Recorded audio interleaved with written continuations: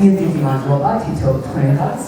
მიუხედავად იმისა, რომ ჩვენ არ ვიცით, მუდმივობაში გვიწყოს ცხოვრება, ყოველდღიურად ვიგებთ ახალ ინფორმაციას, რომელიც შეეხება ჩვენი ახლობლების ცხოვრებას და ჩვენი შემოქმედებას მომავალში აღნიშნება.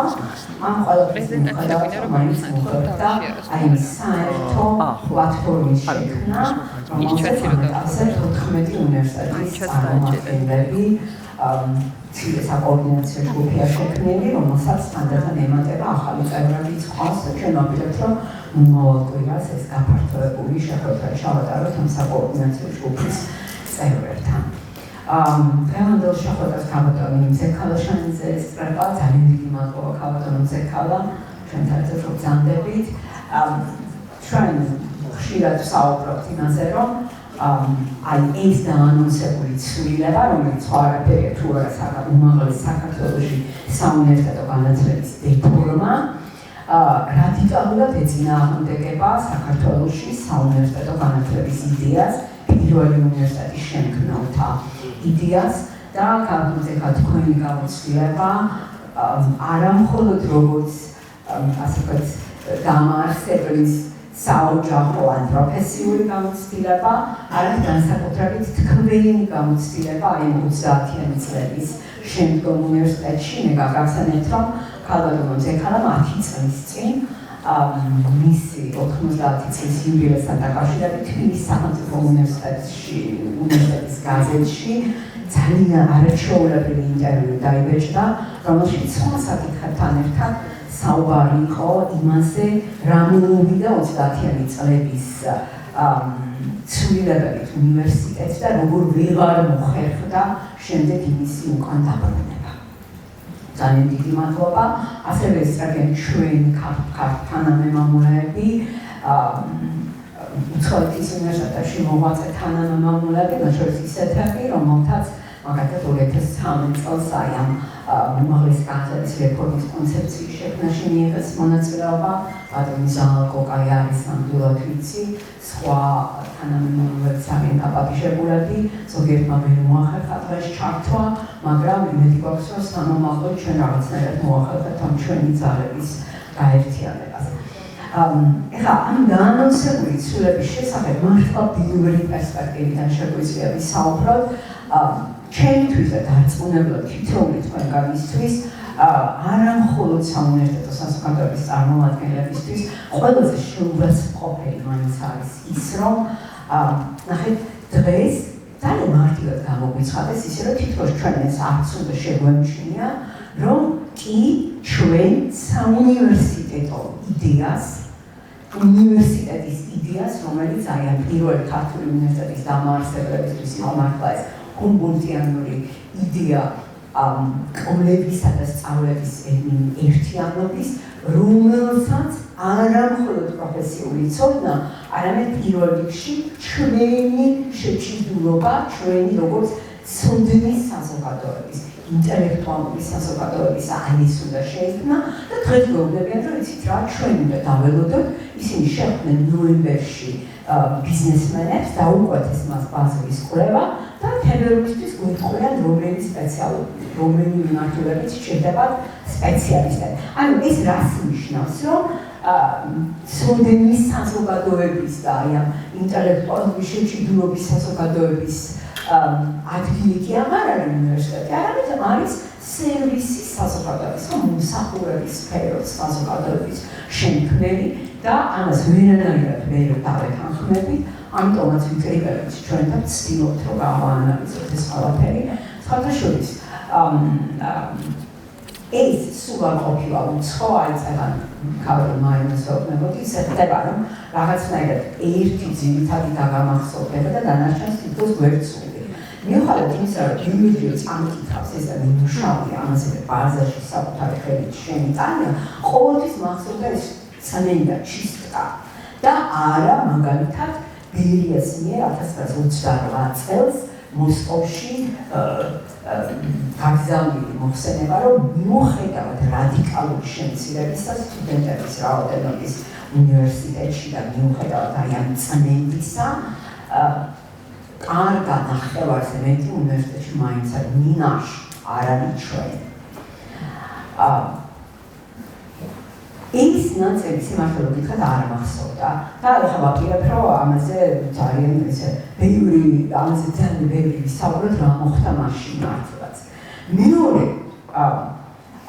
ამ დღეებში რომ ვფიქრობ აი ეს უბრალოდ აი ეს რაც დაანონსდა მე მივაქცია ყურადღება იმას რომ ორი ძირითადი კონცეფცია კი არა ჩვენ რო გავხსოვთ რომ ქართულენოვანი უნივერსიტეტი და მეორე რუსულენოვანი კავკასიური უნივერსიტეტი არა იყო სამი და მესამე კონცეფციის სათავეში იდგა თბილისის თავი ხატისოვი რომ ძალიან ნიჭიერი კაცი იყო სათავეში განათლებული კაცი და რომელიც ამბობდა რომ მე ის კი არ მჭირდება რაღაცა სადისკუსიო სივრცე სადაც როგორც ჯავახიშვილი ამბობს უნდა ჩვენ როგორც საზოგადოება შევდგეთ მე მჭირდება სპეციალისტი რომელიც დამეხმარება როგორ დავხსელო უკეთესად თბილისის ქუჩები რა თქმა უნდა თბილისის თავის და ქალაქის თავის პოზიციიდან ეს შეიძლება მშვენიერი არგუმენტია მაგრამ აქ თავარი ის არის რომ ქალაქის თავის ინტერესებს არ ემსახურება მხოლოდ უნივერსიტეტი და ჩვენთვის არის ყველაზე შთამბეჭდავი არის ის რომ სწორედ ამ ტიპის პოლიტექნიკურმა უმაღლესმა პოლიტექნიკური სასწავლებელმა მიიღო ჯერ 1914 წელს უფლება რომ ახსნილიყო და 1914 წლის 5 აპრილს ჩაყარეს კიდევაც საძირკველი და ახლობით დღევანდელი რუსთავის გზაზე ნახტუღის ჭამების მიმდებარედ მტკვრის პირას ეს ხაშურის ივანე ხიფშიძის არაჩვეულებრივი წიგნში არის ძალიან კარგად მოთხრობილი და უფრო მოუყალეთ ბატონი სერგო ჯორბანაძის წიგნში. მაშინ სწორედ ეს ორი კონცეფცია ებრძოდა ერთმანეთს. ერთი არის ცოდნის საზოგადოება, ინტელექტუალური საზოგადოება versus სერვისის საზოგადოება. და გაიმარჯვა სწორედ აი ამ ინტელექტუალური ელიტის იდეა და გაიმარჯვა როგორც ნახეთ მთელი 4 წლის განმავლობაში იმათ აქვთ უფლება და დაიწყეს კიდევაც მშენებლობა და აკაკშაიძე ძალიან წუხს რომ წარმოიდგინეთ ახლა ერთი უნივერსიტეტი რომელსაც დააფინანსებს და მთავრობისგან შეწევა ექნება და მეორე ჩვენი ინიციატივა რომელსაც არ ექნება თანადგომაო და მათ მოახერხეს სწორედ ის რომ არ მოეშნენ აი ამ ჰუმბოლდტიანური უნივერსიტეტის იდეას, ცოდნის საზოგადოების იდეას და ჯერ გაგახსნა აკაკშაიძე ამბობს რომ იმათი ნებართვა მართული ჩამოვიდა სწრაფად ჩვენი პოსტით შედარებით ნება მოდისო და 1918 წელს უკვე ამ დროებითი მთავრობის პირობაში გახდა შესაძლებელი ეს არის სწორედ იდეა რომელსაც ბურბონდი არ ეშვები, იმიტომ რომ იცი რომ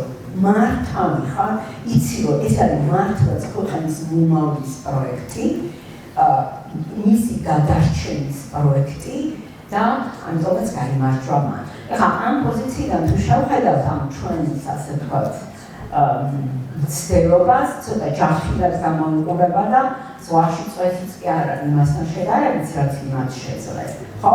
მაგრამ ვერაფრით ვერ წარმომიდგენია, რომ ქართულმა საუნივერსიტეტო საზოგადოებამ თქვას, ხო, სწორედ აი ჯერ ერთი იმ ისტორიული გზის დაკარგვაზე, იმაზე, რაზეც ქართულმა ინტელექტუალურმა ელიტამ ჯერ კიდევ რუსეთის იმპერიის ნაწილობრივ მაშინ გაიმარჯვა და გაიმარჯვა იდეა ცოდნის საზოგადოება versus სერვისის საზოგადოება ჯერ ერთი და მეორე იმის მიხედვითაც რაზეც ჩვენი დღევანდელი მომხსენებლები განათლების მკვლევრები ლევა იოსავა და კეთი ცოდნიაშვილი ჩახაია ისაუბრებენ რამდენად შეესაბამება არ შეესაბამება განათლების ფუნდამენტურ პრინციპებს დაანონსებული რეფორმა და რას საფრთხეს უქმნის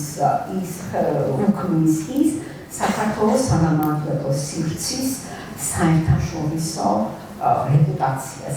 ძალიან დიდი მადლობა მათ ამისთვის და დიდი მადლობა ჩვენი კოლეგები მათ შორის ზუმით მისადებნებს თვალს, ზექალა, ბატონი ზანის და სხვები ჩართობიან დისკუსიაში. ძალიან დიდი მადლობა და მინდა გთხოვოთ.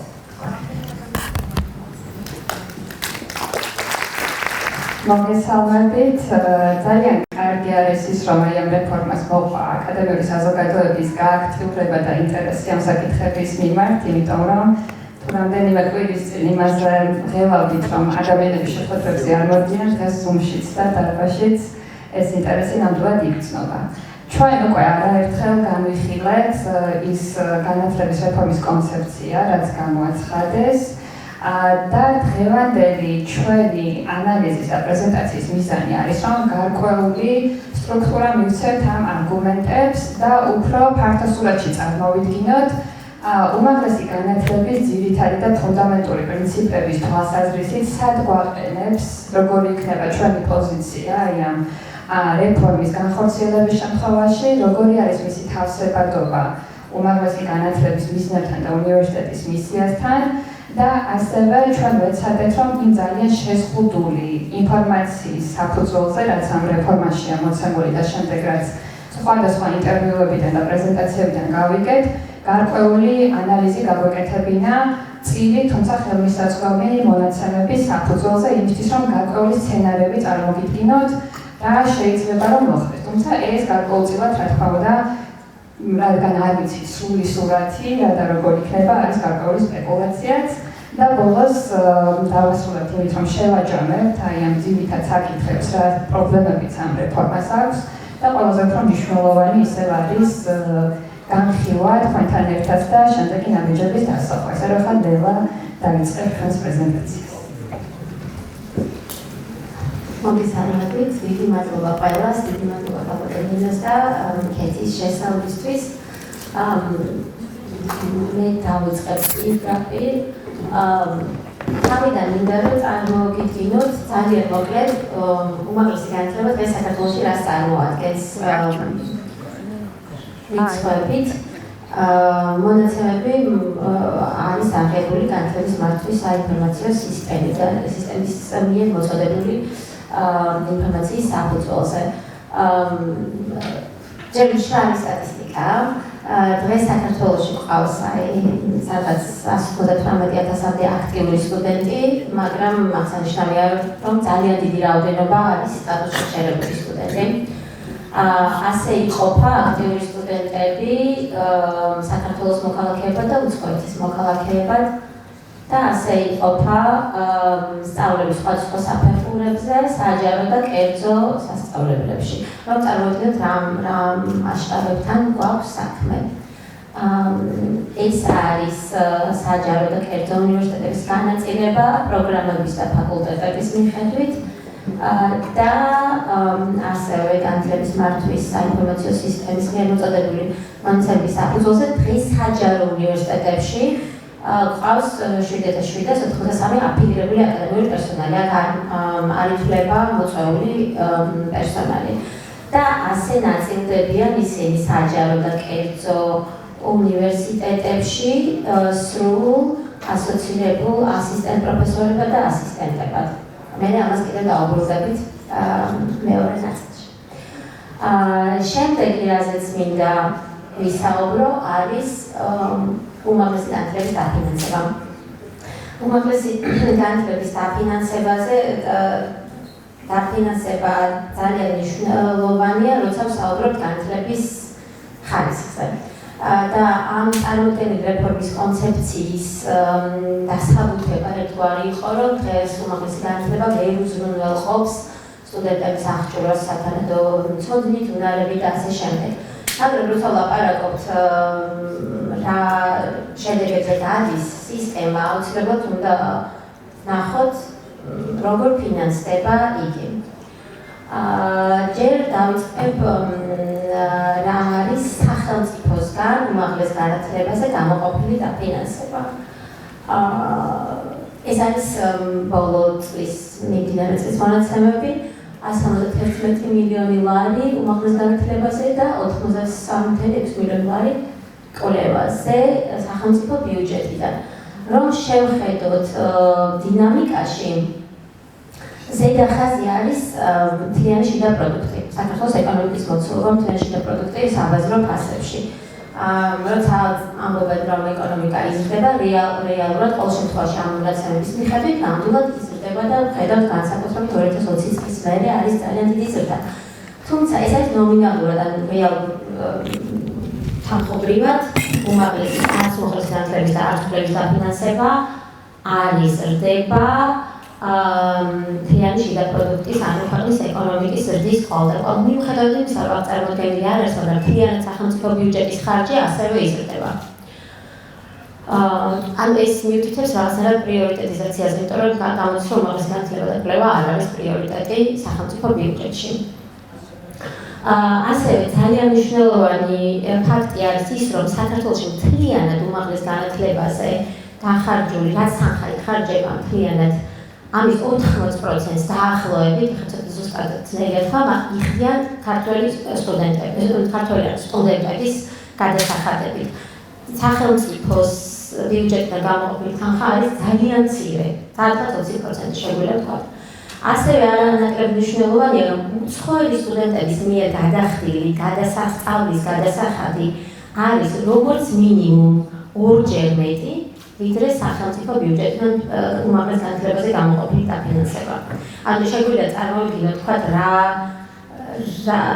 რამდენად პრიორიტეტულია სახელმწიფოსთვის უმაღლესი განათლება და ამის ფონზე რამდენად მართებულია, რელევანტულია ის თქმა, რომ აი ხარისხი არ ვარქა.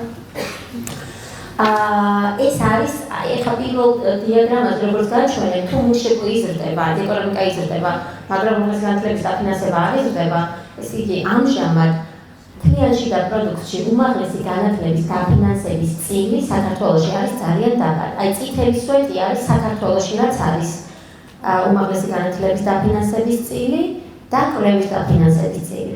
ხოლო მეორე სვეტი, ეხლა მგონი ფერები ცოტა აიგე და შეიძლება კარგად არ ჩანს, მეორე სვეტი არის ევროკავშირის საშუალო მაჩვენებელი. აი მაგალითად საქართველოში უმაღლეს განათლების დაფინანსებაზე სახელმწიფო ბიუჯეტიდან გამოიყოფა მუშების 0.1%, მაშინ როდესაც ევროკავშირში საშუალოდ გამოიყოფა 0.8%.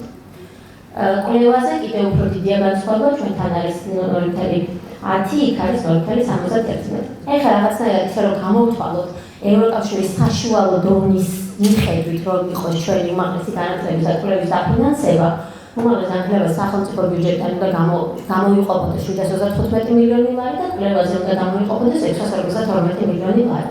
ნუ სინამდვილეში რაც არის, ეს რა თქმა უნდა ეგრე წერია.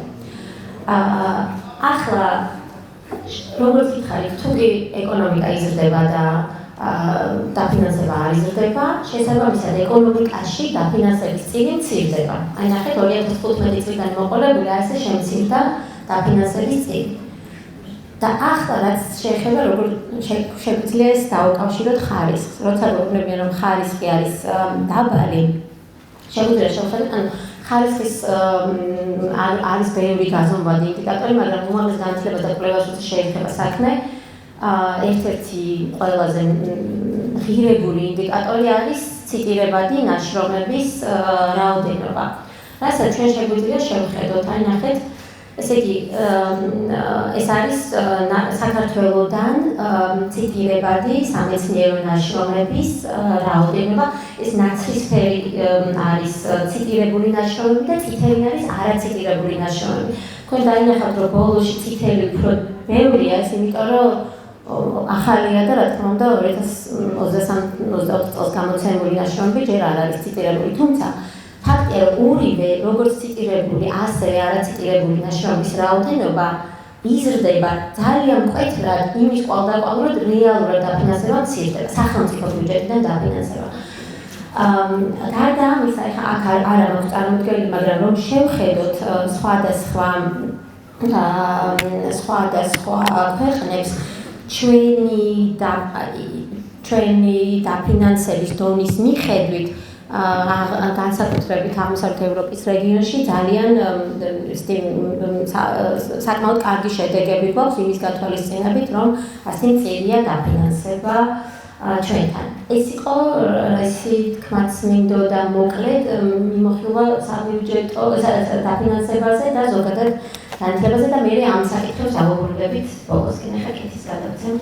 კი ბატონო, ეხლა გავაგრძელებთ იმის მიმოხილვით, თუ რას უნდა ეფუძნებოდეს უნივერსიტეტების და უმაღლესი განათლების განვითარება და ჩვენ ხშირად ვლაპარაკობთ ხოლმე საუნივერსიტეტო ფუნდამენტურ პრინციპებზე და ძალიან ბევრი ფილოსოფიური მოსაზრება არსებობს ამასთან დაკავშირებით, თუმცა დღევანდელი მიზნისთვის მე გამოვიყენე უნივერსიტეტების დიდ ხარტიაში ასახული მთავარი პრინციპები და ეს უნივერსიტეტების დიდი ხარტია პირველად შეიქმნა 1988 წელს, შექმნეს თავად უნივერსიტეტებმა ევროპის მასშტაბით და დასაწყისში დაახლოებით 300 ევროპული უნივერსიტეტი აწერდა მას ხელს იმისთვის, რომ ისინი შეთანხმებულიყვნენ რა იყო ფუნდამენტური პრინციპები, რის საფუძველზეც ისინი ერთმანეთთან ითანამშრომლებდნენ.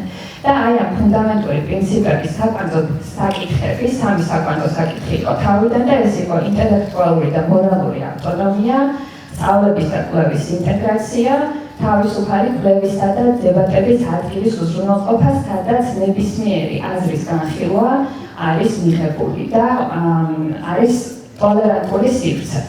აი ამ უნივერსიტეტების დიდ ხარტიას სხვადასხვა დროთა განმავლობაში ქართული უნივერსიტეტები შეუერთდნენ და 7 უნივერსიტეტი არის ხელმომწერი და მსოფლიოს მასშტაბით დაახლოებით 1500-მდე უნივერსიტეტი არის დღეისათვის ხელმომწერი.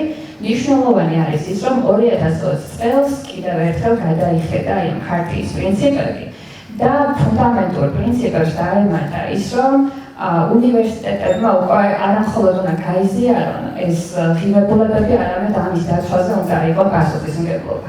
და შესაბამისად ეს ფუნდამენტურ პრინციპებს დაემატა ღირებულებები და პასუხისმგებლობები და ამ პასუხისმგებლობებში დამატებით დაემატა უნივერსიტეტის სამოქალაქო როლი და პასუხისმგებლობა, ადგილობრივ და მსოფლიო მისწრაფებების და გამოწვევების გადაწყვეტაში ჩართულობა და აკადემიური კეთილსინტეზიერება. ანუ ეს არის იმ პოლიტიკის მაგალითი, როდესაც ქვემოდან ზემოთ ხდება პოლიტიკის მიღება, რადგან ეს იყო უნივერსიტეტების ინიცირებული ღირებულებების შემუშავება. თუმცა ევროპის უმაღლესი განათლების სივრცეში ვიცით, რომ მთავარი პოლიტიკის მიმღები ინსტრუმენტი ევროპის უმაღლესი განათლების სივრცეში არის ბოლონიის პროცესი, რომლის წევრები ვართ 2005 წლიდან. და ბოლონიის პროცესი თავად დაიწყო 1998 წელს, თუმცა დღესაც მიმდინარეობს მისი განხორციელება და იქიდან გამომდინარე გარკვეული საკითხების და პრინციპების წინ წამოწევა, რაც საზოგადოებისთვის ხდება ხოლმე მნიშვნელოვანი. ბოლონიის პროცესის ნაწილში ჩართულები არიან წევრი ქვეყნების სამინისტროები, რომლებიც დაახლოებით 2 წელიწადში ერთხელ ხვდებიან ერთმანეთს და უკვე განიხილავენ შემდეგი ნაბიჯები რა არის იმისთვის, რომ უნივერსიტეტები ერთგულებით აღჩნენ აი ამ პრინციპების და პოლიტიკის დონეზე აიღონ პასუხისმგებლობა და ეს პრინციპები დანერგონ. ბოლო კომუნიკე, რომელიც მიღებული იქნა ტირანაში 2024 წელს, პირდაპირ განსაზღვრავს 5 ძირითად პრინციპს, რომელსაც პასუხისმგებლობა უნდა აიღონ როგორც სამინისტროებმა, ეროვნულ პოლიტიკურ დონეზე, ასევე უნივერსიტეტებმა. ესენი არის ჩამონათვალს ხედავთ, თუმცა დღევანდელი მიზნისთვის ისევ ცალ-ცალკე განვიხილავ 2 ნაწილს, უმაღლესი განათლების სისტემის მართვაში ჩართულობას და ინსტიტუციურ ავტონომიას. თქვენ ხედავთ, რომ აი ეს არის გარკვეულწილად შემოკლებული ფორმულირება, ეს რაც გულისხმობს ეს პრინციპი, თუმცა მთავარი საკითხი არის ის, რომ პოლიტიკის დონეზე ყველა ქვეყანას მოეთხოვება, რომ მისი აკადემიური საზოგადოება სრულად, როგორც აკადემიური პერსონალი, ასევე სტუდენტები ჩართულები უნდა იყვნენ მნიშვნელოვანი გადაწყვეტილებების მიღებაში განათლების სისტემასთან დაკავშირებით და ეს ეხება ორივე დონეს, ინსტიტუციურ დონეს, ანუ უნივერსიტეტში ჩართულობას და სისტემურ დონეს, ანუ იმას, თუ ქვეყანაში როგორ განისაზღვრება უმაღლესი განათლების პოლიტიკა. ეხლა როცა შევხედოთ ჩვენ როგორი მდგომარეობა გვაქვს ამ თვალსაზრისით, ის რეფორმა, რომელიც გამოცხადდა, პირველ რიგში პრობლემა იყო ის, რომ თავად ამ დოკუმენტის შემუშავების პროცესი იყო ბუნდოვანი, არ იყო ღია, იყო დახურულ მიღმა მიღებული გადაწყვეტილებები და ის, რომ თავდაპირველად განცხადებული იყო, რომ იქნებოდა განხილვები, ეს განხილვები შემოიფარგლა რექტორებთან 3 დახურული შეხვედრით.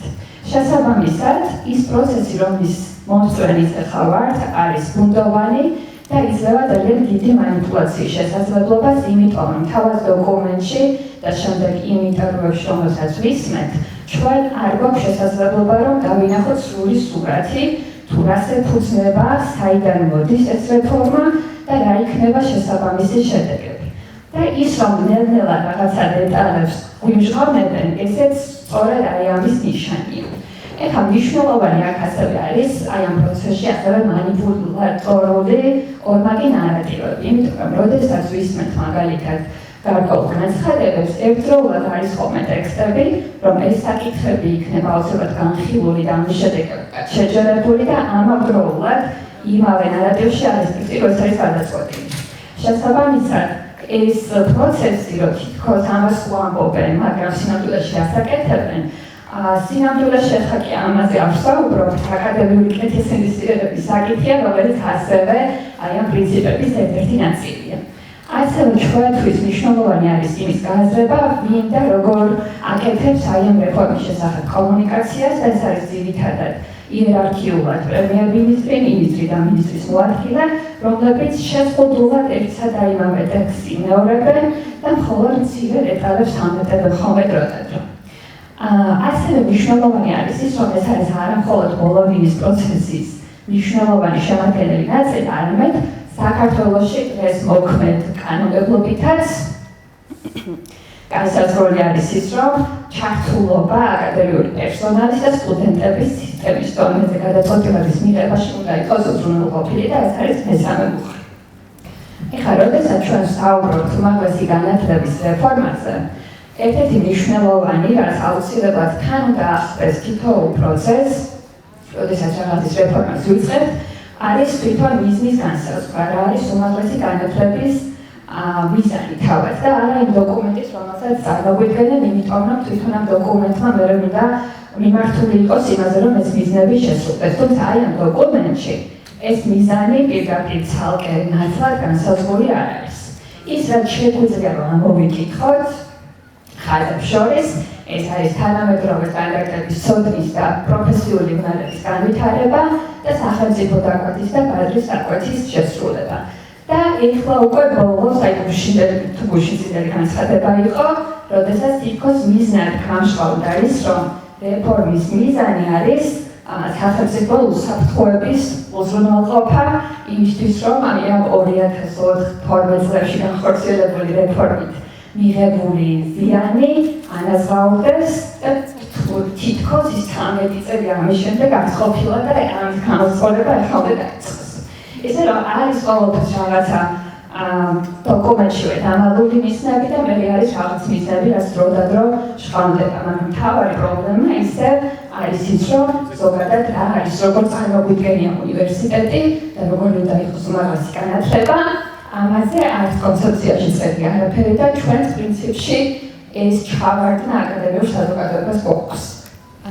ეხლა რაც შეეხება თავად ამ მიზნებს, მნიშვნელოვანი არის ის, რომ უმაღლეს განათლებას აქვს ძალიან ფართო სპექტრი თავისი მიზნების, რომელიც გარკვეულწილად ჩვენს უმაღლესი განათლების კანონში გვაქვს ჩამოყალიბებული და ის მიზნები, რაც აი წინა სლაიდზე წარმოვიდგინე, არის მნიშვნელოვანი დაკნინება თავად უმაღლესი განათლების ფუნქციის. ხო, ეს არის თითქოს ყოველ დასაქმების ბაზისთვის მომზადება და სინამდვილეში აი ეს სპექტრი საკმაოდ ფართოა და ხშირ შემთხვევაში მოიცავს ადამიანის პიროვნულ რეალიზებას, მისი პოტენციალის სრულ რეალიზებას და ქმედით ავტონომიურ ადამიანად ჩამოყალიბებას. ეს არის ასევე ახალი ცოდნის და ინოვაციების შექმნა და ცოდნის განვითარება და საზოგადოების წინ წარწერა. თუმცა რა თქმა უნდა დასაქმების ბაზარზე ორიენტირება ერთ-ერთი მიზანია, თუმცა არაერთი. მნიშვნელოვანი არის ასევე ის, რომ ხევის განმარტება არსებობს იმაზე, როგორი უნდა იყოს უმაღლესი განათლება, უნივერსიტეტი, თუმცა მოკლედ ეცადა რომ ჩამომეყალიბებინა ევროპის უნივერსიტეტების ასოციაციის ხედვა 20-30 წლების განმავლობაში, როგორ გამიმართლებით უნდა განვითარდეს უმაღლესი განათლება. პირველი ეს არის სწავლების ნაწილში შემოქმედებითობა, კრიტიკული აზროვნება, ინტერდისციპლინურობა, მოქნილი და მრავალფეროვანი შესაძლებლობების შექმნა, რაც ასევე არის პრობლემური, იმიტომ რომ ის სისტემა, რომელსაც ეს კონცეფცია გვთავაზობს, არის საკმაოდ ხისტი და აი ამ საკითხებს ვერ ითვალისწინებს.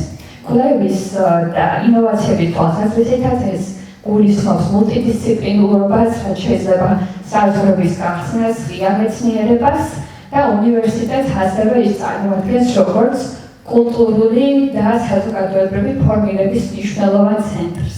ეხლა რომ გადავიდეთ ინსტიტუციური ავტონომიის საკითხებზე, ინსტიტუციური ავტონომია, რომელზეც ხშირად ვსაუბრობთ, სინამდვილეში ჩვენი კანონმდებლობითაც და ევროპის პრინციპების გათვალისწინებითაც განისაზღვრება 4 ძირითადი განზომილებით.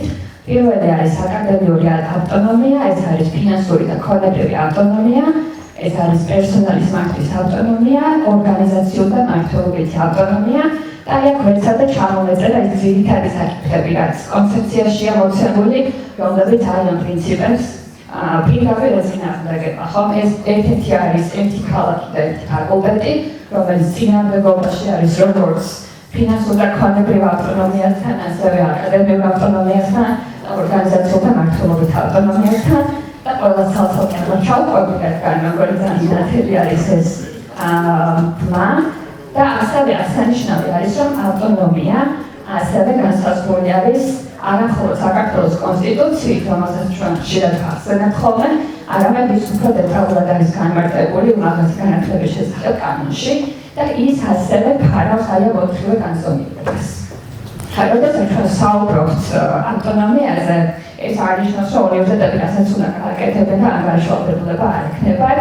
ევროპული უმაღლესი განათლების პრინციპი არის ის, რომ ავტონომიასთან ერთად არსებობს ანგარიშვალდებულების სისტემა, რომელიც ჩვენ შემთხვევაში არის ხარისხის უზრუნველყოფის სისტემის განვითარება და ამის მთავარი მიზანი არის ის, რომ სისტემებს შორის არსებობდეს ნდობა და ეს ეფუძნება კოლეგიურ შეფასებას. ანუ ჩვენ პასუხისმგებელი ვართ არა მხოლოდ სახელმწიფო ორგანოებთან, არამედ ერთმანეთთან იმისთვის, რომ ჩვენ შევქმნათ ხარისხიანი და ინკლუზიური განათლება. და აი ამ ხარისხის უზრუნველყოფის ერთ-ერთი მნიშვნელოვანი პრინციპი არის სწორედ მრავალფეროვანი შეთავაზება იმისთვის, რომ აი ეს ხარისხი და ღიაობა იქნას უზრუნველყოფილი. ეხლა როგორც ველა ახსენა, აი ამ რეფორმის ერთ-ერთი მთავარი მიზანი არის, რომ საქართველოში ხარისხი გაუმჯობესდეს.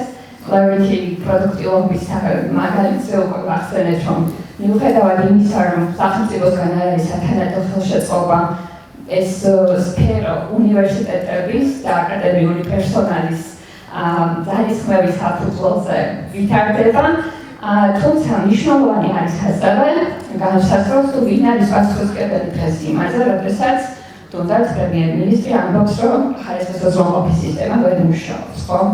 და აი აქ მოუყვანე რამდენიმე რიცხვი, რამდენ თანხას იხდიან უნივერსიტეტები ავტორიზაციასა და აკრედიტაციაში.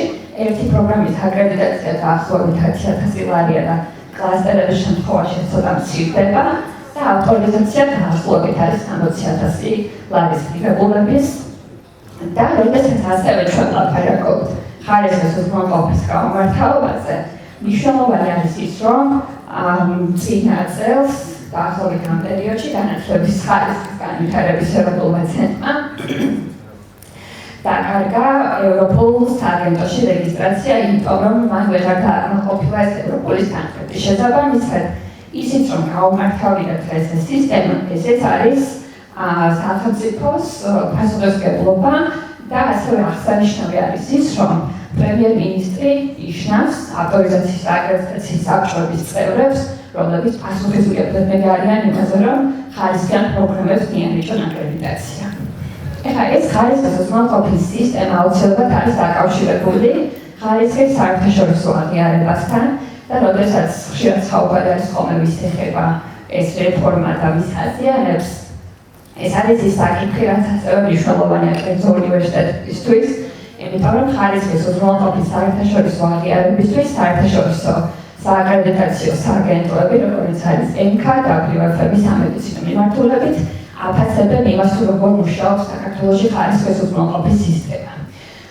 და ერთ-ერთი კომპონენტი აი ამ შეფასების არის ის, თუ როგორი არის საქართველოში არსებული ავტორიზაციის და აკრედიტაციის სტანდარტები და დღევანდელი მდგომარეობით ის სტანდარტები, რომელიც გვაქვს საერთაშორისო მოთხოვნებთან არის შესაბამისი. ეს სტანდარტები მოიცავს აი ამ საკითხებს, რომლებიც ჩამოთვლილია 7 პუნქტიდან და აღსანიშნავი არის ის, რომ ამ კონცეფციის განხორციელების შემთხვევაში ეს სტანდარტები სრულად იცვლება. ეს ნიშნავს, რომ უნივერსიტეტის სტანდარტები განსაზღვრავს იმას, რომ უნივერსიტეტები თავისი ავტონომიის ფარგლებში ასაბუთებენ და განსაზღვრავენ თუ რა პროგრამებს განახორციელებენ, როგორ მიიღებენ და ვის მიიღებენ, როგორც სტუდენტებს და ასევე როგორი იქნება მათი აკადემიური პერსონალის სამსახურში აყვანის პოლიტიკა. შესაბამისად, ამ რეფორმის განხორციელების შემთხვევაში ეს ნიშნავს, რომ საჯარო უნივერსიტეტები პრინციპში აღარ მათი ხარისხი აღარ განისაზღვრება ამ სტანდარტის მიხედვით და ამ სტანდარტს ცენტრალიზებულად ადგენს სახელმწიფო. თუმცა ეს ნიშნავს, რომ ეს სისტემა ვეღარ იქნება შესაბამისობაში საერთაშორისო სტანდარტებთან. ასევე ჩვენთვის ეს რეფორმა ჯერჯერობით არ ეხება კერძო უნივერსიტეტებს, თუმცა ეს მაშინ აჩვენს ეჭვს. ეს ნიშნავს თუ არა, რომ პარალელური სისტემები უნდა გაჩნდეს და კერძო უნივერსიტეტების ხარისხი შეფასდეს სხვა კრიტერიუმებით, საჯარო უნივერსიტეტების სხვა კრიტერიუმებით და ამაზე საერთოდ ნაყოფი არის თუ არა.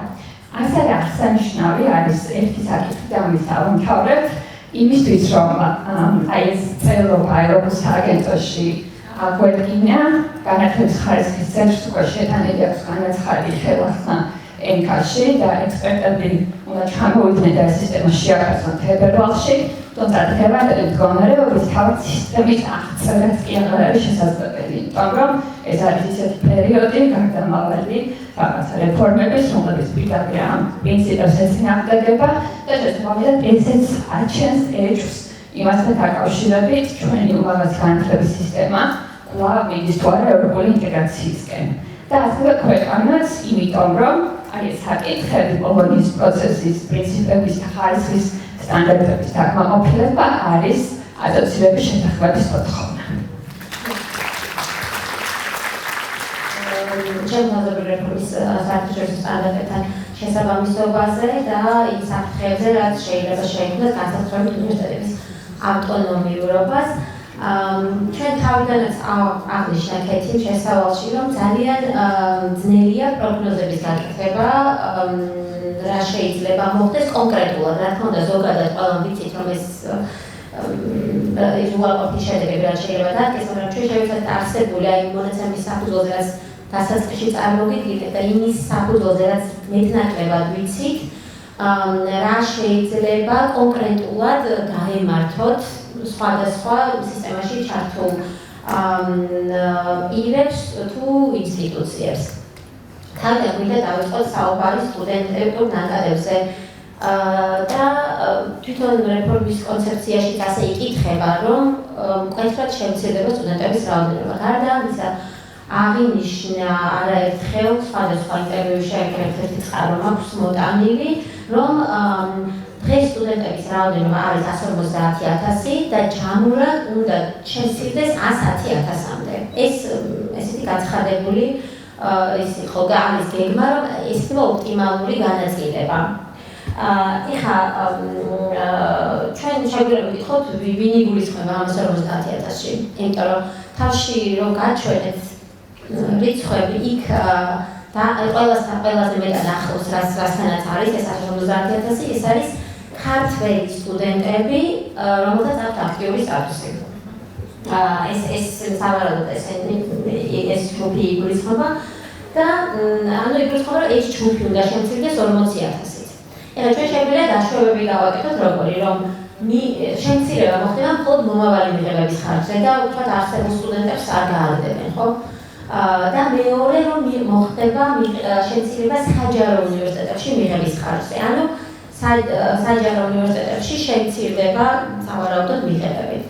ეხლა თუ დავთვლით დაახლოებით წლებისა ბოლო წლების განმავლობაში საჯარო უნივერსიტეტებში საბაკალავრო პროგრამებზე მიიღებიან დაახლოებით 20,000 სტუდენტი ყოველწლიურად, ხოლო სამაგისტრო პროგრამებზე დაახლოებით 5-7,000. ჩვენ ეს არ ვთქვათ, რომ თქვენ ეს 40,000 როგორ განაწილდება ყველა საბაკალავრო იგულისხმება, რომ ყველა საბაკალავროს მიღებას უნდა მოაკლდეს თუ სამაგისტროს, მაგრამ რაც არ ვიცით, ამაზე ვერაფერს ვიტყვით. ანუ ერთი მოსალოდნელი სცენარი შეიძლება იყოს ასეთი, რომ ვთქვათ, მაგალითად 40,000 სტუდენტის შემცირება თუ უნდათ რომ მოხდეს 5 წლის განმავლობაში. მაშინ გამოდის, რომ ყოველ წელს 8,000 სტუდენტით ნაკლები უნდა მიიღოს საჯარო უნივერსიტეტების საჯარო უმაღლესმა სასწავლებლებმა. დაახლოებით 25-30%-ით ნაკლები ჩაირიცხება მინიმუმ საჯარო უნივერსიტეტებში.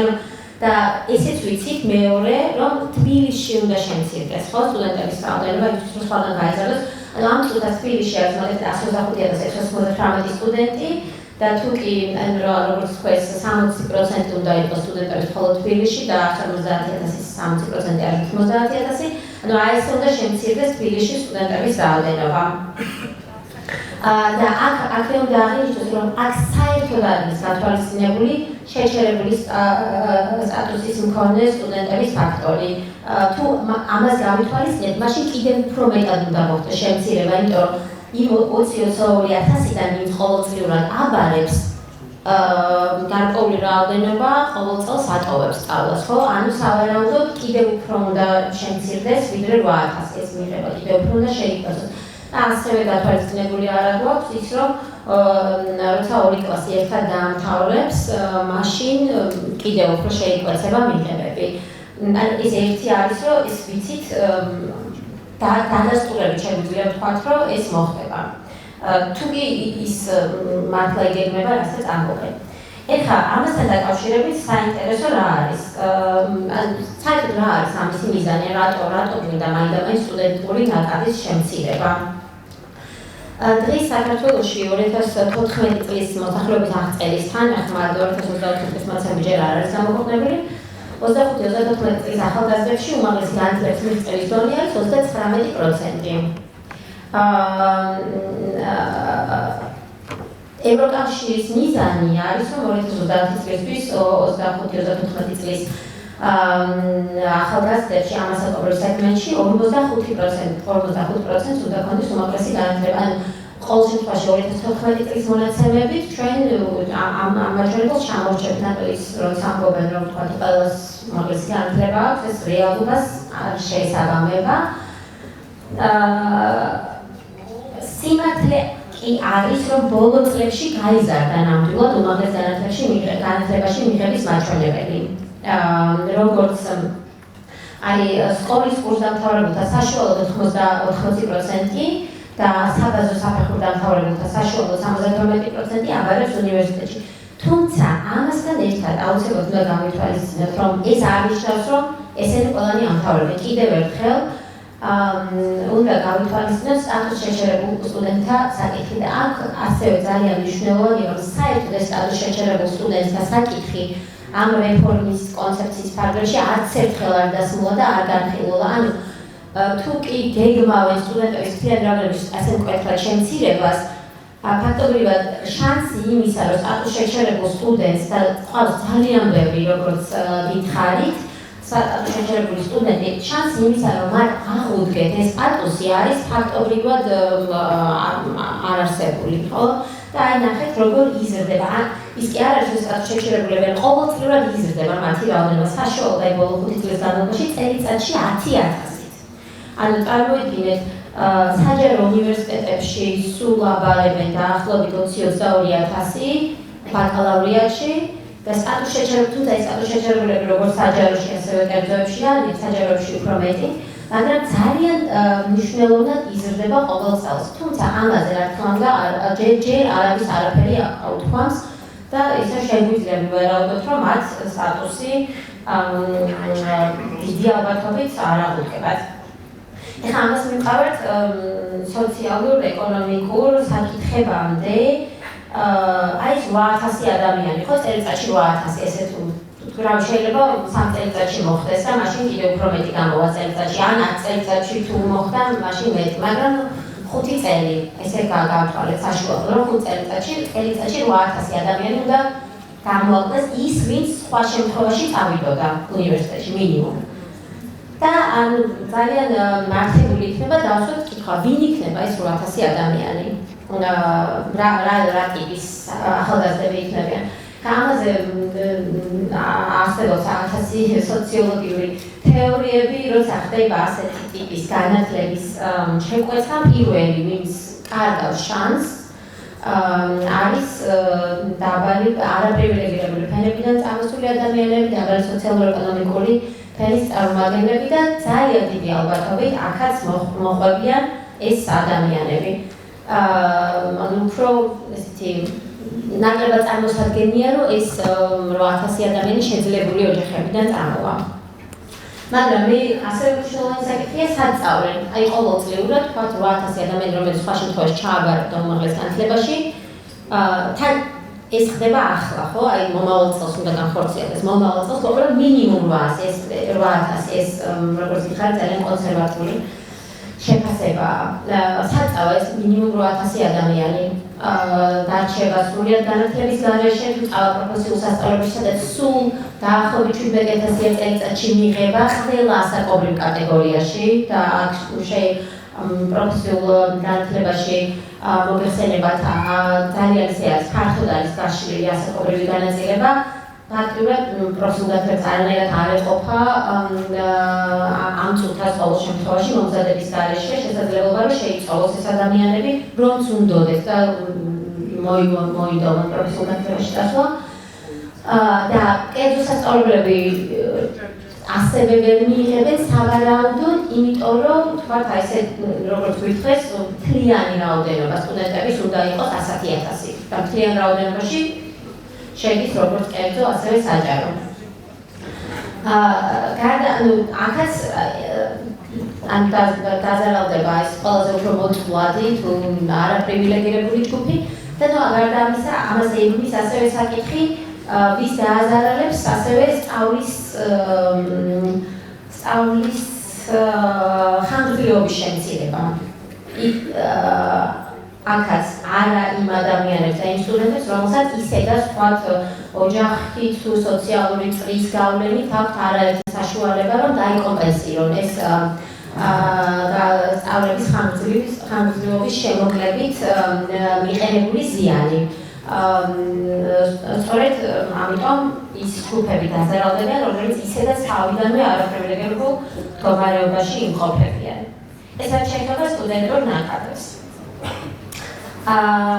ეხლა რომ გადავიდეთ აკადემიურ პერსონალზე. აკადემიურ პერსონალზე ანუ ეს არის სარეფორმო კონცეფციიდან ამონარიდი, რომ რაც ვიცით ზუსტად ვიცით თუ არ ვიცით ხელშეუხლოში ესე წერია დამტკიცებულ კონცეფციაში, რომ იქნებიან სრულ განაკვეთზე მომუშავე პროფესორები, რომლებიც უხელმძღვანელებენ მიმართულებებს და თითოეულ მათგანთან უნდა მუშაობდეს სრულ განაკვეთზე დასაქმებული რამდენიმე ასოცირებული და 1000-ზე მეტი ასისტენტ პროფესორი.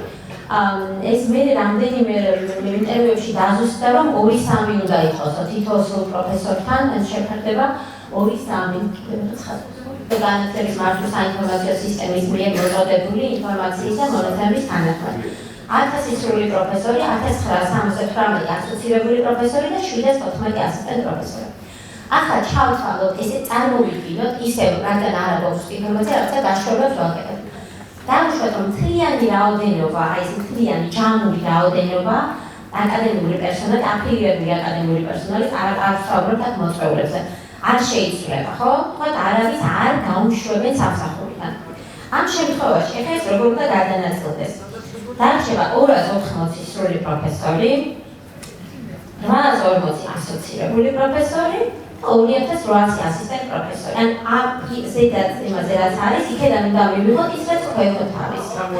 იმიტომ რომ ანუ სავარაუდოდ აი აქედან გამომდინარე, ეს რა თქმა უნდა არის სპეკულაცია, თუმცა იქიდან გამომდინარე რაც რა ინფორმაციაც მოგწეს, ხო? ანუ როგორც მინიმუმ 720 რომ თუ არავის სამში არ გაუშვეს 720 სრულ პროფესორს მოუწევს გადასვლა ანასოცირებლად ანასისტენტად და ასე შემდეგ. ანუ თუ კი ჩავთვლით რომ არა არ მოხდება და არავის არ ჩამოაქვეითებენ, მაშინ თუ არავის არ ჩამოაქვეითებენ და ეს ზევით რაც წერია კონცეფციაში ეს თუ უნდა შესრულდეს, მაშინ მაშინ უნდა მოხდეს ეს, რომ უნდა გყავდეს ну თქვა თუ დარჩა 1000 სრული პროფესორი და არც არ დაგვიყვება, მაშინ უნდა გყავდეს 3000 ასოცირებული პროფესორი და 10000 ასისტენტ პროფესორი მინიმუმ. ხო, ეს არის თუ კი არავინ არ ჩამოქვეითდა, მაშინ აი ასე უნდა გაიზარდოს სისტემა. ან სხვა სხვა გზა არ არის, ხო? ესეთი ის არის, რა ქვია, ესეთი მოცემულობა გვაქვს. ხო, რომელ ვარიანტს აიჭებს, მაგრამ ამასთანავე, ეხლა ეს ყველაზე ცუდი სცენარი არც გამოგვიტანია, ყველაზე ცუდი სცენარი არის, რაც ასევე მე ვფიქრობ, რომ ძალიან მოსალოდნელია, თუკი ეხლა 150,000-დან 100,000-მდე შემცირდა სტუდენტების რაოდენობა, პროფესორების რაოდენობა კიდევ უფრო შეიძლება შემცირდეს. ანუ ეს არის შედარებით კარგი და ძალიან კარგი ვარიანტი. და ცუდი ვარიანტი არ არის საერთოდ წარმოდგენილი, სადაც ალბათ უფრო შემცირდება მთლიანი რაოდენობას. ეხლა მაგალითად ასევე გვინდოდა კონკრეტულ ფაკულტეტზე შეგვიძლია შევხედოთ და რადგან ძალიან ხშირად განიხილება ხოლმე თბილისის სახელმწიფო უნივერსიტეტის იურიდიული ფაკულტეტი, აი მაგალითად რომ შევხედოთ თბილისის სახელმწიფო უნივერსიტეტის იურიდიულ ფაკულტეტზე პროფესორების განაწილებას მიმართულებების მიხედვით.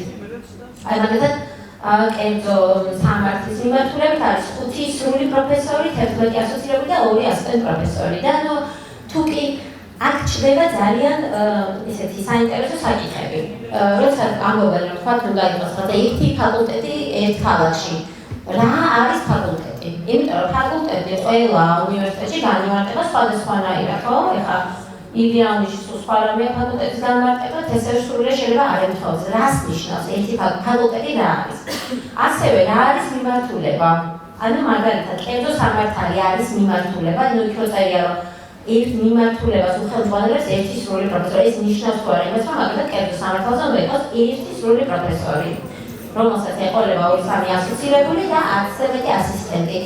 თუ არა, ანუ ეს არ ვიცი და არ არის განმარტებული. რაც ძალიან მნიშვნელოვანია და ამ განმარტების გარეშე, რა თქმა უნდა, ძალიან ძნელია რამე კონკრეტული თქმა. რა თქმა უნდა, ასევე კი არა და უფრო მნიშვნელოვანია, ასევე რა კრიტერიუმებს გამოიყენებენ, თუ ამ თუმცა ამაზე არ ვიცი ალბათ ვიტყვიან, რომ იმუშავებენ ამ კრიტერიუმებზე, მაგალითად რა კრიტერიუმი თქვათ, აი კერძო სამართლის თუ ჩაიქალო რომ კერძო სამართალი არის მიმართულება, ამ კერძო სამართლის 5 პროფესორი, სრული პროფესორიდან რომელი დარჩება თანამდებობაზე და რომელი ჩამოქვეითდება ან დაბრუნებას გაათავისუფლებენ. ეს არის ძალიან დიდი პრობლემა.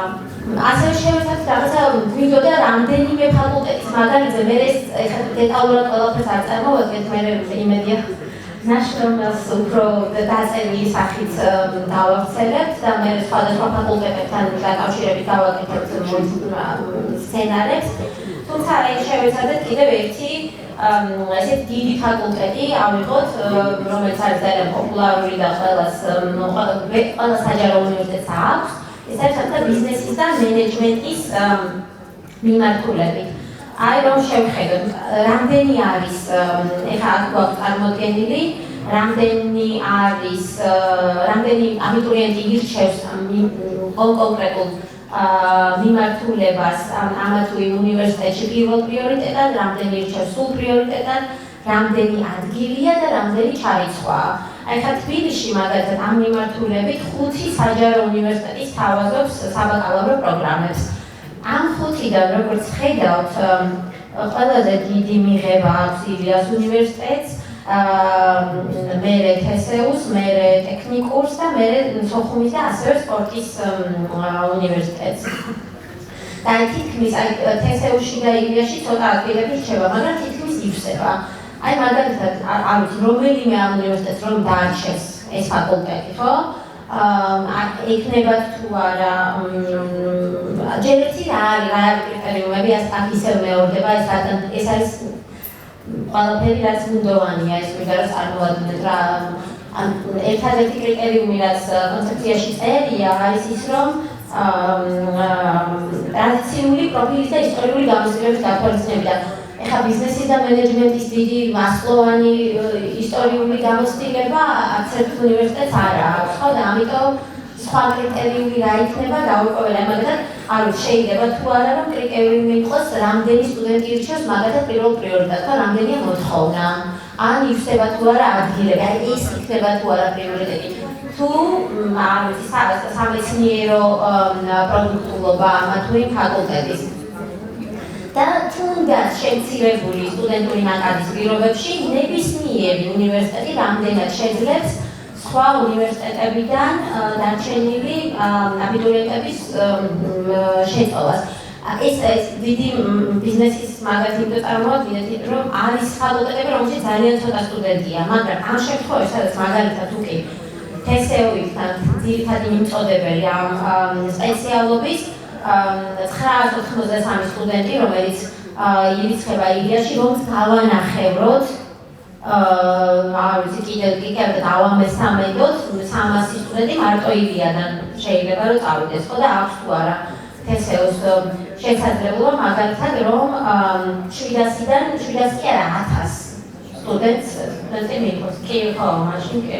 ხუთ უნივერსიტეტში ბათუმი, ზუგდიდი, თელავი, ახალციხე და სამცხე-ჯავახეთი უნდა გახდეს პროფილური და პრიორიტეტი უნდა იყოს აგრარული და პედაგოგიური მიმართულებები.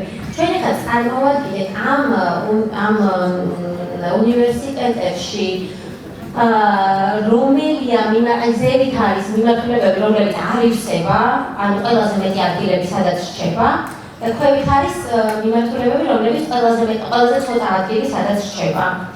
და მე ასევე ჩავთვალეთ თუკი სადაც არის პედაგოგიური და აგრარული მიმართულებები.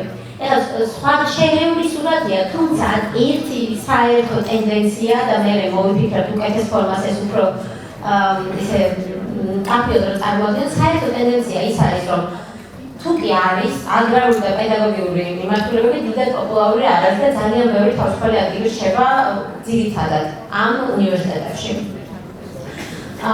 რაც მე სვამს გვიბიძგებს შეკითხვისკენ, რანაირი თუკი არ უნდა ეხლა როგორ შეიძლება აიძულო ვიღაცა, ხო?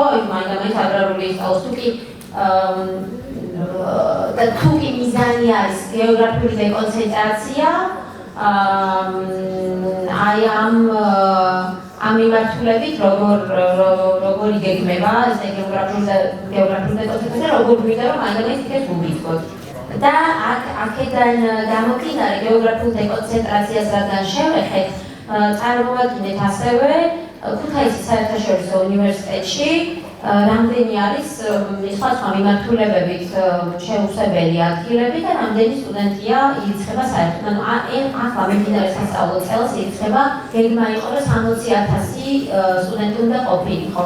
თუ კი შეხედავთ რა ფაკულტეტებზე რჩება შეუსებელი ადგილები, არის კომპიუტერული მეცნიერების, მათემატიკის მიმართულებით რჩება ყველაზე მეტი შეუსებელი ადგილი ამ კამპუსში, უნივერსიტეტში, რომელსაც აქვს შესანიშნავი კამპუსი და ძალიან ბევრი ინვესტიცია ჩაიდო.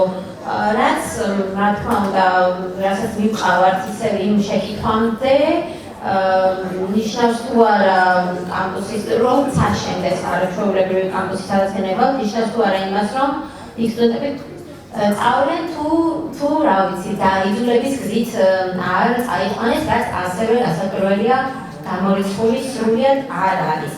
ესე იგი, ჩვენ მოკლედ შევაჯამეთ რა არის ის საკითხები, რასაც არის ძირითადი ბუნდოვანება. ის რომ თქვა მე რაღაცა ცუდია კი ბატონო, მაგრამ ასევე პროცესები, ან იქიდან კეთი ძალიან კარგად ახსნა და ილაპარაკა საერთოდ როგორ მოხდა, როგორ დაიგეგმა, ვინ ჩაერთო, ეხლა როგორ მიმდინარეობს, აქ იგულისხმება ძირითადად თვითონ უნივერსიტეტების ჩართულობა, იმიტომ რომ არ ვიცი, აი სამჯერ მოხდა რექტორთა საბჭოთან შეხვედრა, მაგრამ არ ვიცით უნივერსიტეტის აკადემიური პერსონალი, სხვადასხვა წარმომადგენლობითი ორგანოები რამეს სახით არანაირად არ ყოფილა ჩართული.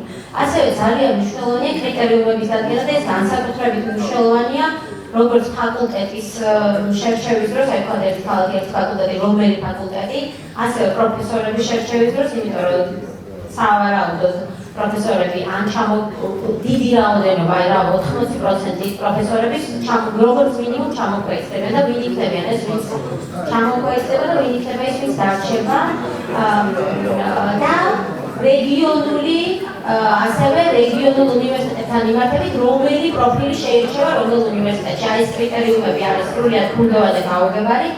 ასევე ძალიან ეს როგორც აღნიშნე, თვითონ ცნებების დონეზე, ტერმინოლოგიის დონეზე არის ძალიან დიდი გაურკვევლობა. აი რა ისე რომ გამეორდები, რას ნიშნავს მიმართულება, რას ნიშნავს ფაკულტეტი. ხო, სრულიად სხვადასხვა რამეს ნიშნავს. სხვადასხვა უნივერსიტეტებში და სანამ თუკი ეს არ არის ძალიან მკაფიო დეტალურად განმარტებული, შეუძლებელია რამეზე საუბარი. ასევე განსაკუთრებით რას ნიშნავს სახელმწიფო დატვირთვა, ვინ წყვეტს სახელმწიფო დატვირთვას და რას ნიშნავს შრომის ბაზარი, ასევე ძალიან გაურკვეველია. რასაკურველია გაურკვეველია ვადები, ბიუჯეტი, რა ადამიანური რესურსი შეიძლება დასჭირდეს ამ ყველაფრის განხორციელებას და რაც ყველაზე მნიშვნელოვანია, არ არის ელემენტარულ დონეზე არანაირი გათვლა მოცემული, რა შედეგები შეიძლება მოხდეს, მოკლეს, საშუალო და გრძელვადიან პერსპექტივაში. ჩვენ ვფიქრობთ, რომ ძალიან უარყოფითი შედეგები მოხდება სამივე ვადაში და ძალიან უფრო სავალალო ის არის, რომ აი სოციალური უთანასწორობის გაღრმავება, ხარისხის გაუარესება, უსათუოდ და ავტონომიურობის აკარგვა არის ის მთავარი შედეგები, რასაც ვფიქრობთ, რომ მოხდება. ეხლა ქეთის გადავცემ, ასევე რომ დასხვნითი სიტყვა წარმოიქმნას. ეს ბოლო სლაიდია ვარ გეკონათ, რომ ერთ ვილაპარაკებთ კიდევ. ერთ-ერთი მთავარი საკითხი, რაზეც ხშირად ისმის ხოლმე კითხვა არის ის, რომ კარგი თქვათ ეს არ მოგწონთ, მაშინ რა უნდა იყოს და როგორი უნდა იყოს. როდესაც იგეგმება ნებისმიერი რეფორმა, კიდევ ერთხელ უნდა გავიმეოროთ ის, რომ აუცილებლად არის მნიშვნელოვანი აკადემიური საზოგადოების და განათლებასთან დაკავშირებით აუცილებლად ფართო საზოგადოების შეთანხმება და მსჯელობა იმასთან დაკავშირებით, საერთოდ რა არის უმაღლესი განათლების და უნივერსიტეტის მიზანი. და ჩვენ ვფიქრობთ, რომ ეს არის სწორედ ის საკითხი, რაზეც მნიშვნელოვანია, რომ თანმიმდევრული მსჯელობა ჩამოყალიბდეს და შეიქმნას შინაარსი, რომ ხელახლა წარმოვისახოთ და წარმოვიდგინოთ, როგორი უნივერსიტეტები, როგორი საზოგადოება გვინდა რომ გქონდეს და რა არის ჩვენი ამბიცია. იმიტომ რომ აი ამ კონცეფციის ერთ-ერთი მთავარი პრობლემა არის ის, რომ ეს არის უამბიციო, რომელიც მიზნად ისახავს ჩაკეტილობას და აი ამ განვითარების მთლიანად შეფერხებას. როდესაც ასევე ვსაუბრობთ რეფორმის დაგეგმვაზე და განხორციელებაზე, ბუნებრივია, რომ აი ამ პროცესებში იკვეთება განსხვავებული მხარეების და აქტორების ინტერესები, თუმცა იმისთვის, რომ ეს პროცესი ჯანსაღად წარიმართოს, მნიშვნელოვანია საკვანძო ფუნდამენტურ პრინციპებზე შეთანხმება და ჩამოყალიბება და აი ამ პრინციპებად ისევ შეგვიძლია რომ ავიღოთ აი ამ დიდი ქარტიის პრინციპები, ხო? და ასევე ძალიან მნიშვნელოვანი ამ პროცესში არის ის, რომ აქტორებს საშუალება ჰქონდეთ ჩაერთონ ღია მოლაპარაკების პროცესში. ანუ ეს გასაგებია, რომ რეფორმა ყოველთვის არის მოლაპარაკების საკითხი, იმისთვის, რომ რაღაცა მიზანს მივაღწიოთ, ყველას ინტერესი ვერ იქნება გათვალისწინებული, თუმცა მოლაპარაკება იმაზე, რომ იმ მიზნის მისაღწევად რაც დავისახეთ, ვინ რა ინტერესებს თმობს, თუმცა ამის ხარჯზე რა ინტერესები გადის წინ. და როდესაც აი ამ სხვადასხვა მხარეებზე ვსაუბრობთ, ეს აუცილებლად ეხება უნივერსიტეტს, ფართო საზოგადოებას, მთავრობას, თუნდაც დასაქმების ბაზარს და აი ამ საკითხებში ისინი თანაბარ-ურთვებიანად და ღიად მონაწილეობენ. ეხლა არც ერთი რეფორმა ჩემი აზრით, რომელიც განხორციელებულა, არ არის საუკეთესო მაგალითი, იმიტომ რომ ზოგადად რეფორმის განხორციელებას ყოველთვის სჭირდება საკუთარი კონტექსტის გათვალისწინება და ყველა რეფორმას და ყველა ცვლილებას თან ახლავს თავისი წინააღმდეგობები ადგილობრივ საზოგადოებებში, თუმცა მაინც მაგალითად მინდოდა მოვეყვანა ფინეთის მაგალითი, სადაც რეფორმა განხორციელდა 2009 წელს და ეს მაგალითი ხშირად მოყავთ ხოლმე იმის დასამოწმებლად, რომ თქვა შეიძლება გარკვეული გაერთიანებები სულაც არ იყოს ცუდი. ამ რეფორმის მთავარი მიზანი იყო ფინეთის საერთაშორისო კონკურენტუნარიანობის ამაღლება უმაღლესი განათლების თვალსაზრისით და ეს იყო ის, სადაც სწორება ჰქონდათ, თუმცა რეფორმა, რომელიც განხორციელდა 2009 წელს, ამაზე მოლაპარაკებები უნივერსიტეტებთან დაიწყო 2006 წელს. ეს გულისხმობდა იმას, რომ სხვადასხვა მიმართულებებით მოლაპარაკებები მიმდინარეობდა სხვადასხვა მიმართულების პროფესორებთან იმისთვის, რომ ისინი ერთმანეთს დაახლოებოდნენ სხვადასხვა უნივერსიტეტებში, გამოენახათ საერთო ენა და საერთო მიზნები და ამის შედეგად ეს არ ყოფილა ესეთი მექანიკური გაერთიანება, იყო 20 სახელმწიფო კვლევითი უნივერსიტეტი და სულ განხორციელდა 3 მერჯერი, ანუ რამდენიმე შემთხვევაში 3 ან 2 უნივერსიტეტები გაერთიანდა და სახელმწიფო უნივერსიტეტების რაოდენობა შემცირდა 15-მდე. თუმცა, როდესაც ეს რეფორმა მიმდინარეობს, ყველაზე მნიშვნელოვანი არის ის, რომ სინერგიის შესაქმნელად მიღწეული იყოს გარკვეული შეთანხმება აკადემიურ მიზნებთან დაკავშირებით. ის, რასაც ხდეს ჩვენი გამოცდილებით განვიცდით, არის ის, რომ პირიქით აკადემიურ საზოგადოებაში იქნება ურთიერთწინააღმდეგობა, იმიტომ რომ ეს პოლიტიკური გარემო და ეს პროცესი ქმნის ურთიერთდაპირისპირების ძალიან კარგ ნიადაგს და შესაბამისად ნაკლებად სავარაუდოა, რომ რეფორმას კარგი ბრძანიც რომ ჰქონდეს ეს მიზანი განხორციელდეს. ასევე მნიშვნელოვანი იყო ის, რომ დაფინანსება, ანუ ეს როცა ვლაპარაკობთ მოლაპარაკებაზე, სახელმწიფო დაფინანსება უნივერსიტეტებს მნიშვნელოვნად გაეზარდათ და ეს იყო ერთ-ერთი მოლაპარაკების საკითხი, რომ კი ბატონო გავერთიანდებით, მაგრამ დაფინანსება უნდა გაგვიზარდოთ და 3 წლიან პერიოდში აი ამ თითოეულ მერჯერის თანამშრომლობას დაახლოებით საშუალოდ 12 მილიონი евро გადასცეს იმისთვის, რომ აი ეს ცვლილებები, რომელსაც ეს რეფორმა ისახავდა მიზნად, დაენერგათ და ხელშეწყობილი ყოფილიყო. ანუ არა მხოლოდ ფურცელზე და ტექნიკურად ներգავთან რეფორმას, არამედ ინსტიტუციაში არსებობს ამისი რესურსი და შეთანხმება რა უნდა გავაკეთოთ. ასევე აი ამ მოლაპარაკების პროცესში მნიშვნელოვანი იყო ის, რომ ამ რეფორმის შედეგად ფინეთში გაიზარდა უნივერსიტეტების ავტონომია. და ეს ნიშნავდა იმას, რომ სახელმწიფო უნივერსიტეტები იყვნენ სახელმწიფო ინსტიტუციები და ისინი გახდნენ დამოუკიდებელი იურიდიული პირები. ასევე სახელმწიფო დაფინანსება გაიზარდა და ფინანსური მართვის ავტონომია გაიზარდა. ამასთან ერთად შენობების მფლობელობა პირდაპირ და მთლიანად გადაეცათ უნივერსიტეტებს და დასაქმებულების სტატუსით ასევე ისინი გახდნენ უნივერსიტეტის მიერ დასაქმებულები, მაშინ როდესაც მანამდე ისინი იყო სახელმწიფოს დასაქმებულები. ისე რომ აი ამ მოლაპარაკების პროცესში, სადაც შეიძლება ბევრ ადამიანს არ მოსწონდეს ცვლილება, იქნება ისეთი გარემო და პირობები, სადაც სხვადასხვა ინტერესები ერთმანეთს აბალანსებს იმისთვის, რომ მნიშვნელოვანი მიზანი, რასაც ვისახავთ, ეს იქნას მიღწეული.